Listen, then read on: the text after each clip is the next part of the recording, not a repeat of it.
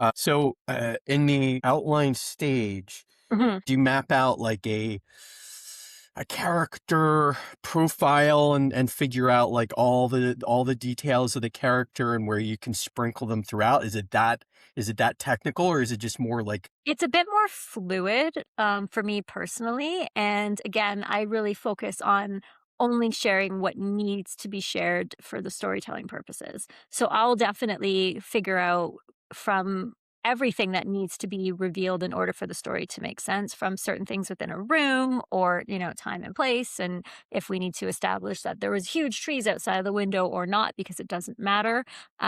But I'll figure out all of those things that, from a storytelling point of view, need to be in there versus being like, okay, I need to make sure that her eye color gets mentioned by page 5 and like, hair color by whatever. Like, often it's a quick, like, 2 lines somewhere near the beginning that gives you enough information that you can now picture somebody in your mind, and beyond that, however you picture them is fine.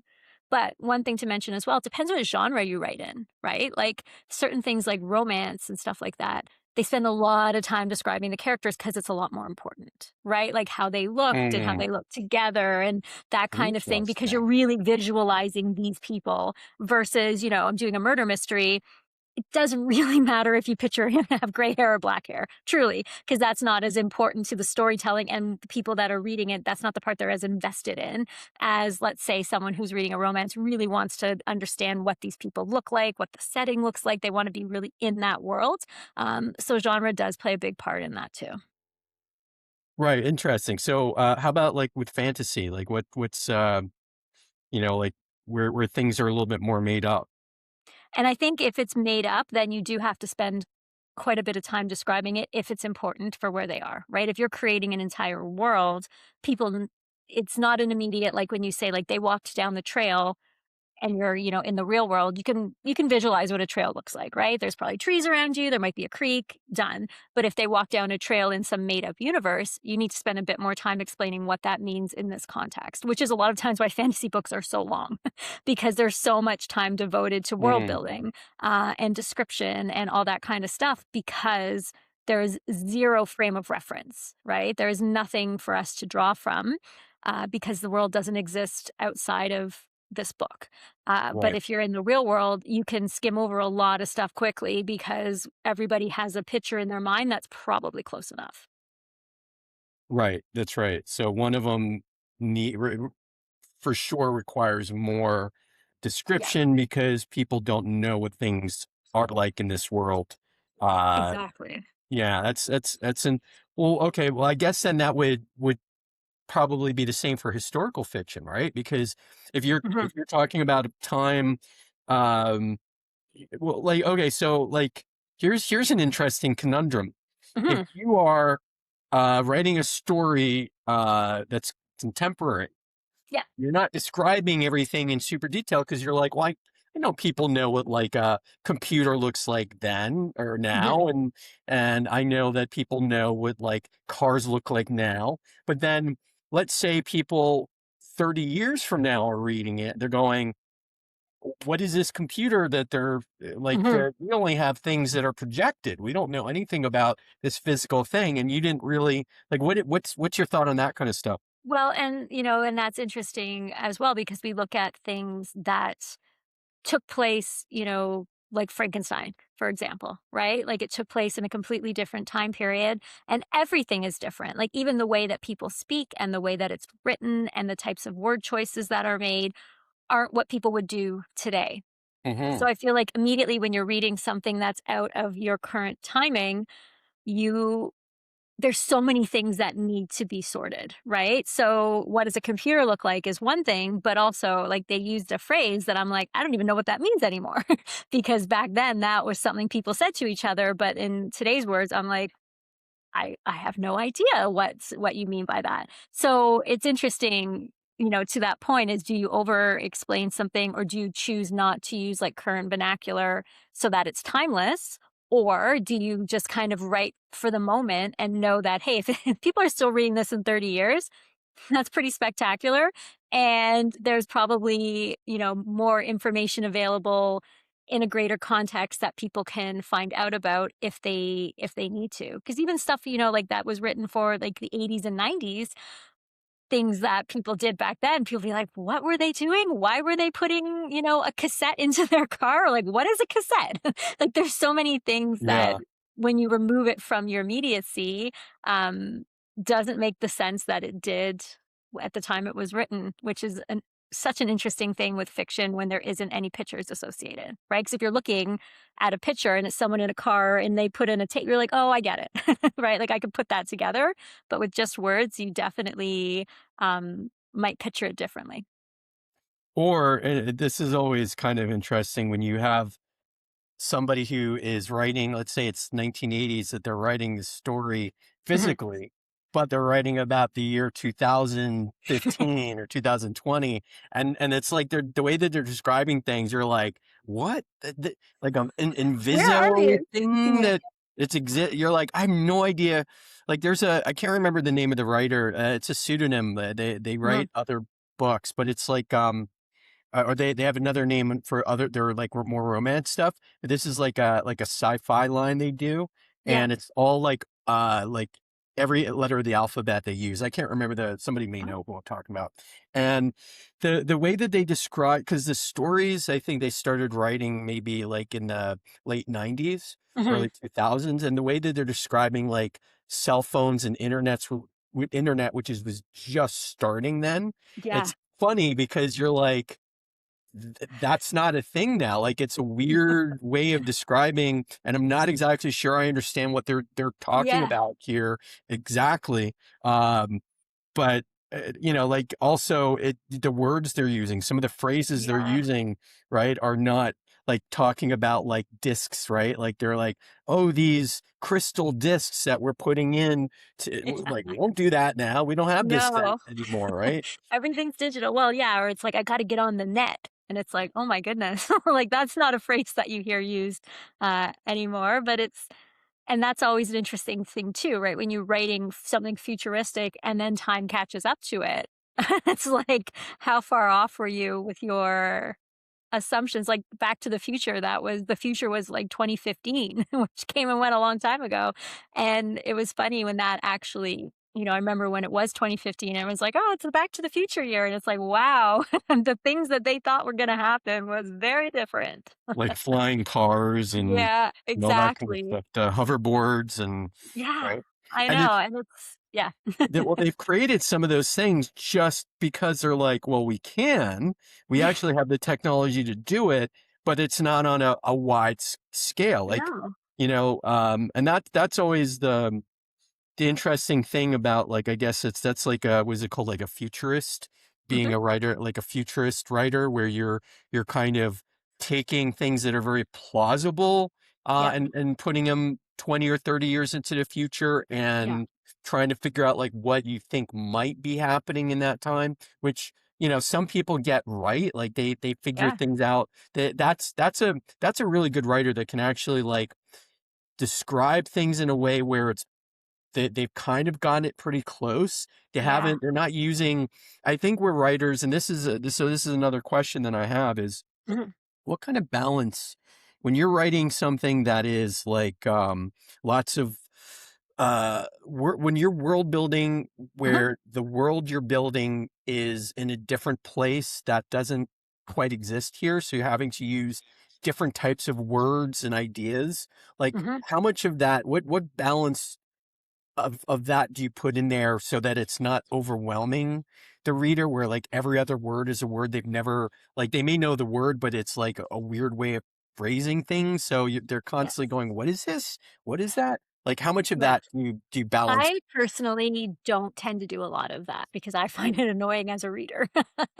Where you're like constantly having to be like, oh, wait, let me go back to my explanation of what this is supposed to mean. I think if it's important to the world that you're building and like you've decided that there is completely different ways that these people talk, right? That can be a really important thing to include but you have to use it in a way that doesn't immediately make the reader have to be like, hold on, I have absolutely no idea what they're saying. Let me read it again. Let me look back for clues.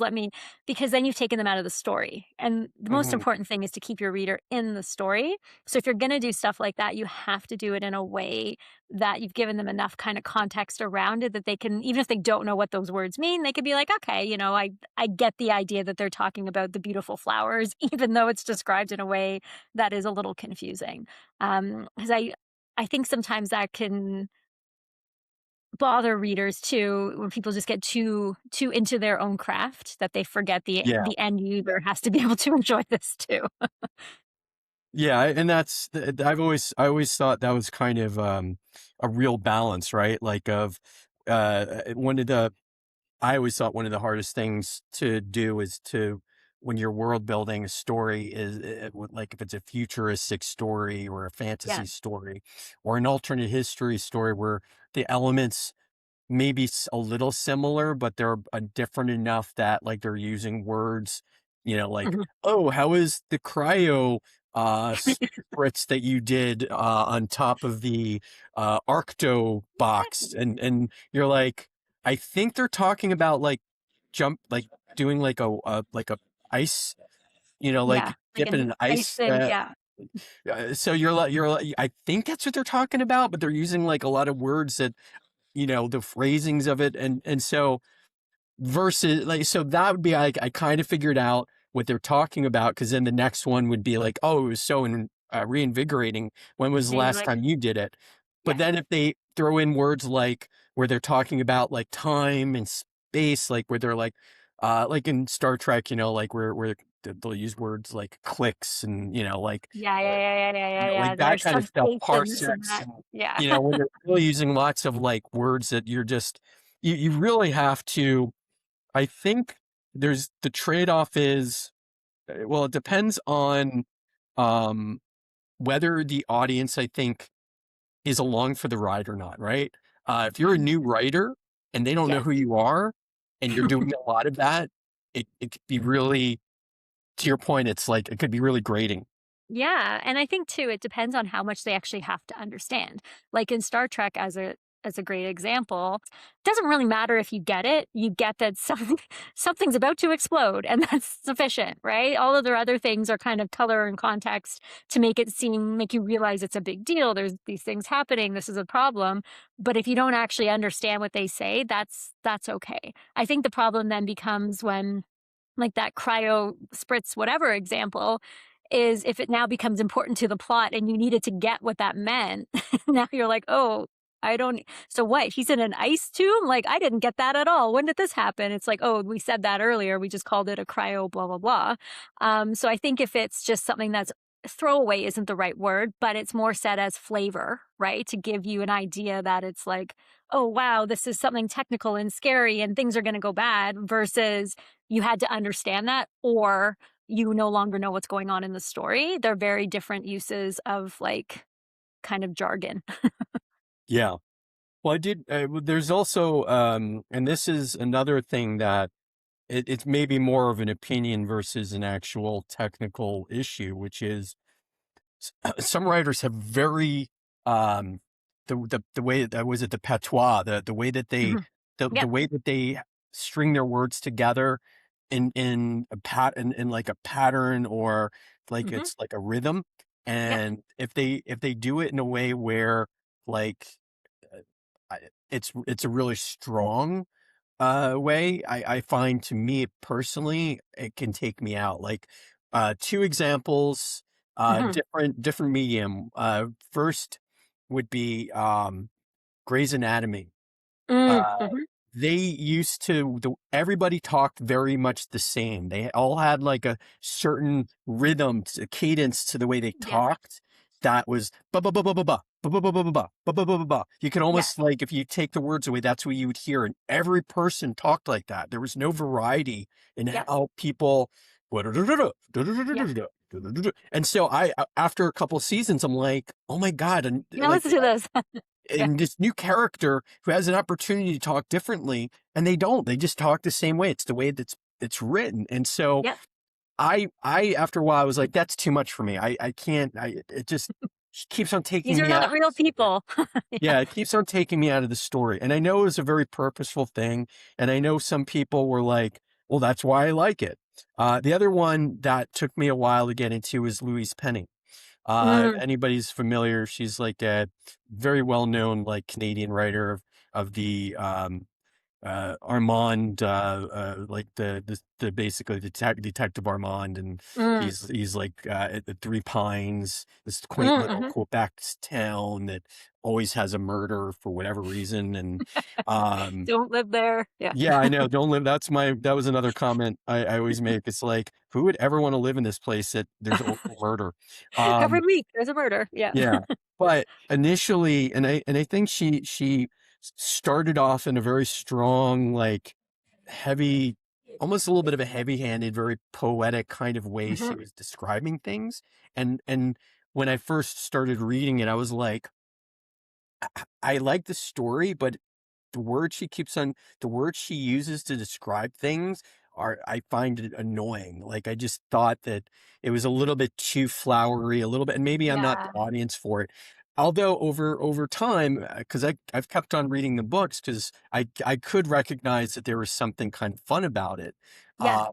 Over time, either I've gotten used to it, but also she started mellowing it a bit, and so the two of them kind of somewhere in the middle where I'm like, okay, I'm okay with the way that she's stringing words together, but also I don't find that she's doing it as strongly as she did initially, right? Yeah. So, do you have any of those types of things you do in your writing?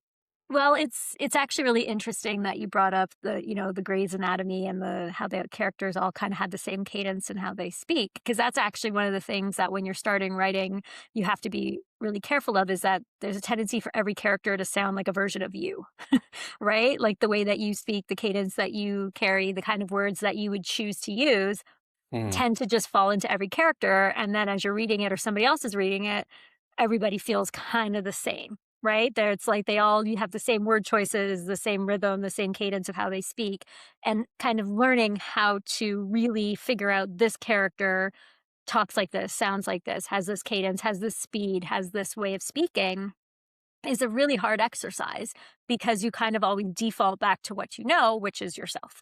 And that's one of those things that, if you're seeing in shows that it's like, well, if I close my eyes, it feels like they're all just the same person just talking back and forth. That's Yeah, sometimes what happens is it almost is that. Um, and to that point as well, it's interesting because if you listen to news broadcasters, social media personalities, they have the same cadences in their voices. Every newscaster has the exact same way of delivering a piece of news where they pause, their inflection, the cadence of their words. Um, and it does, for me personally, I find it incredibly distracting because now I'm just listening to the delivery versus the words because it's such a predictable cadence. And I do find it absolutely fascinating when TV shows or something like that fall into that trap because it can be really off-putting, or you love it because you feel safe, right? Like, 'cause you know what to expect. right. Yeah, I mean, yeah, I guess it is going to depend on the person, whether they find that comforting, annoying, Mhm. if Yeah. if they notice it versus if they it just becomes part of, like, That's just what the that's show part of does. it. It's this the Yeah. background of it, the way that people talk or the way that yeah. So with Grey's Anatomy, I don't know if I noticed it right away, but you know, over time, I started to go, "Oh my god, there's a new character that talks exactly the same as Gray does, like, exactly the same." And to your point, close your eyes, and you're like, "I can't tell who's talking, like, I don't Yeah. know who's who," There's no right? difference. Yeah.